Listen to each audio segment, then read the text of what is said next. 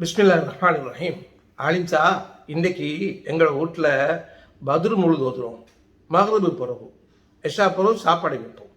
இங்கே கட்டாயம் வந்து பத்ரு முழுது நடத்தி தரணும் என்று ஒரு முதுபெரும் அரசியல் தலைவர், கொழும்பு மத்திய தொகுதியின் பாராளுமன்ற உறுப்பினராக இருந்து உபாத்தான பிரபலமான ஒரு தனவந்த குடும்பத்தைச் சேர்ந்த ஒரு அரசியல் பெருமகன் கொழும்பு பெரிய பள்ளிவாசல் கடமையாற்றிய ஒரு இமாமை பார்த்து கேட்கிறார்.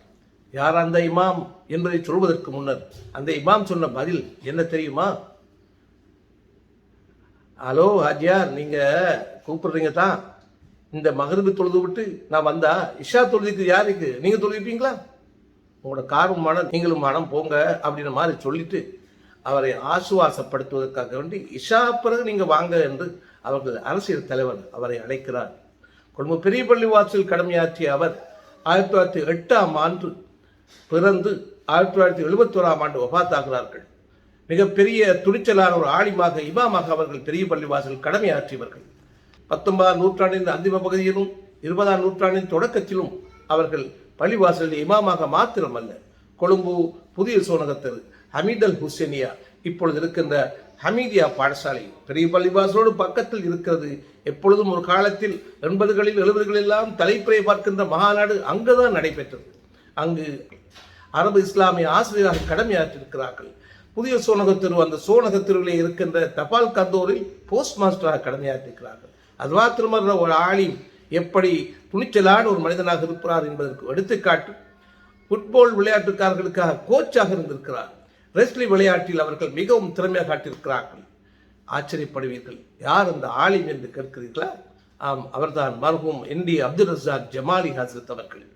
கொழும்பு பெரிய பள்ளிவாசலில் இமாமாக கடமையாற்றிய காலத்தில் அவர்கள் 1970களில் அவரை சந்திக்கக்கூடிய பாக்கியம் எனக்கு கிடைத்தது. 71ஆம் ஆண்டு அவர்கள் ஏப்ரல் மாதம் கோலாகல காலத்தில் வபாத்தாகிறார்கள். எப்படி வபாத்தாகிறார்? புனித ரமலானில் 17ஆம் நாள் அவர்கள் காலையில் துஹா தொழுகைக்காக வேண்டி 9 மணிக்கு உது செய்வதற்கு ஹவுதுக்கு செல்கிறார்கள். தவறி கால் தடுக்கி ஹவுதிலே விழுகிறார்கள்.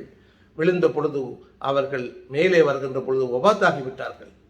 அந்த காலங்களிலே பள்ளிவாசல் இருந்த ஹவுது இப்பொழுது டெப் போட்டில்லை, டேங்கி கட்டப்பட்டில்லை, நிலத்தோடு சேர்ந்து தண்ணீர் நிறைந்த குளம் போன்றிருந்தது. நிறைய கிராமப்புறங்களில் இத்தகைய ஹவுதுகளை இப்பொழுதும் காணலாம். காலம் மாறி இப்பொழுது மக்களுக்கு லேசாகிவிட்டது. அத்தகைய ஒரு ஹவுதில் விழுந்து வபாத்தான அந்த ஆலிம் 1971ஆம் ஆண்டு ஏப்ரல் கோலாகல காலத்தில் மக்களுக்கு கலந்து கொள்ள முடியாமல் இருந்தாலும் ஜனாசாவில் முடிந்த அளவு மக்கள் திரளாக வந்து கலந்து கொண்டதை மக்கள் சொல்வார்கள். அந்த பெரிய பள்ளிவாசல் தலைப்புரையை பார்ப்பதற்கு மாத்திரமல்லாது அங்கே ஒரு பீரங்கி இருந்தது. குண்டு போட்டு காட்டுவார்கள். ரமலான் தலைப்புரை கண்டதும் பிறநாள் தலைப்புரை கண்டதும் அறிவிப்பதற்காக சகர் வேளத்தில் குண்டு போடுவார்கள். சகர் நேரம் முடிந்ததும் அறிவிப்பார்கள். அப்படி ஒரு பீரங்கி இன்னமும் இருக்கிறது.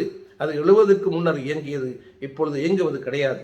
என்றாலும் அந்த மஸ்ஜிதில் கடமையாற்றிய இந்த இமாம், இந்த ஹத்தீப் ஒரு பல்துறை விற்பனராக இருக்கிறார். கொழும்பு மர்தானை பகுதியில் ஃபோபஸோனில் வாழ்ந்திருக்கிறார். இவர் பற்றிய தகவல்களை சுருக்கமாக சொன்னார் சகோதரர் ஹாஜி முகமது ஹசன் அவர்கள். அவருடைய பேரப்பிள்ளை, தாய்வழி பேரன் பிள்ளை. அவர்களுக்கு நன்றி. இன்ஷா அல்லாஹ் இத்தகைய துணிச்சலான ஆலிம்கள் நம் மத்தியில் வாழ்ந்திருக்கிறார்கள். உலமாக்கள் வாழ்ந்திருக்கிறார்கள். தைரியமாக பணி செய்திருக்கிறார்கள். செல்வந்தர்களுக்கோ சிரஷ்டிமார்களுக்கோ அடிமையாக இருந்திருப்பது கிடையாது. உண்மையை உள்ளபடி செய்திருக்கிறார்கள், சொல்லி இருக்கிறார்கள், பணியாற்றி இருக்கிறார்கள். இவர்கள் பற்றியெல்லாம் பேச வேண்டும் இன்ஷா அல்லாஹ் அடுத்தடுத்த நிகழ்ச்சிகளில். உங்கள் பகுதிகளிலும் உங்கள் ஊர்களிலும் இத்தகைய உலமாக்கள், சமூக தலைவர்கள், அரசியல் தலைவர்கள், ஆத்மீக பெரியார்கள், கல்விமான்கள் உங்கள் பகுதியிலே கடமையாற்றியிருந்தால் என்னுடைய இந்த நிகழ்ச்சி முதல் இன்ஷா அல்லாஹ் அடுத்தடுத்த நிகழ்ச்சிகள் இவர்களை பற்றி சுருக்கமாக ரத்தின சுருக்கமாக நாங்கள் பேசி நினைவுபடுத்துவோம். உதுக்குரு மகாசின மௌத்தாக்கும் நபி மொழி அல்லவா, மௌத்தாக்கும் நல்ல விஷயங்களை பேசுங்கள், மக்களுக்கு எடுத்துக்காட்டாக இருக்கும் என்பதற்காக. ஆம் பெருமக்களே, அருமையான சகோதரர்களே, இன்ஷா அல்லாஹ் உங்கள் பகுதியில் இருக்கின்ற அத்தகைய பெரிய மனிதர்களை நீங்கள் சுருக்கமாக தாளில் ஒரு பக்கத்தில் எழுதி எனக்கு வாட்ஸ்அப் பண்ணுங்கள். ஆனால் ஒரு வேண்டுகோள், சப்ஸ்கிரைப் பண்ணுங்கள். என்னுடைய நிகழ்ச்சியை நீங்கள் ஃபாலோ பண்ணுங்கள். அது எனக்கு உற்சாகமாக இருக்கும், ஆர்வமாக இருக்கும். நான் வானொலியில் கடமையாற்றிய பொழுது 1000 நேயர்கள், முஸ்லிம் நேயர்கள் என்னுடைய இருக்கிறார்கள். அவர்கள் இன்றும் போல் இருப்பார்கள். இலங்கையில் மாத்திரமல்ல, வெளிநாடுகளிலும் ஐரோப்பிய நாடுகளிலும் அரபு நாடுகளிலும் இருக்கிறார்கள். எல்லோரும் பார்க்கிறார்கள். பார்த்தவர்கள் நிறைய பேர் பாராட்டியிருக்கிறார்கள், தட்டி கொடுக்கிறார்கள். அத்தனை பேருக்கும் நன்றி. இன்ஷா அல்லாஹ் அடுத்த நிகழ்ச்சியிலும் அன்போடு இன்னொரு ஆலிமோடு அல்லவற்றால் அரசியல் தலைவரோடு ஒரு கல்விமானோடு சந்திப்போம் என்று கூறிக்கொண்டு அஹமத் முனவர் விடைபெறுகிறேன். புகழ் அனைத்தும் அல்லாஹ்வுக்கே. அல்ஹம்துலில்லாஹ். அஸ்ஸலாமு அலைக்கும் வரஹ்மத்துல்லாஹி வபரகாத்துஹு.